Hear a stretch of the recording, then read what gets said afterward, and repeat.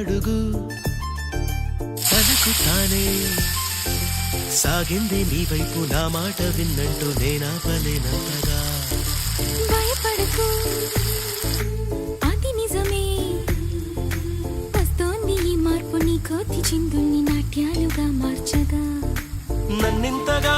మార్చేందుకు నీకెవ్వరిచ్చారు హక్కు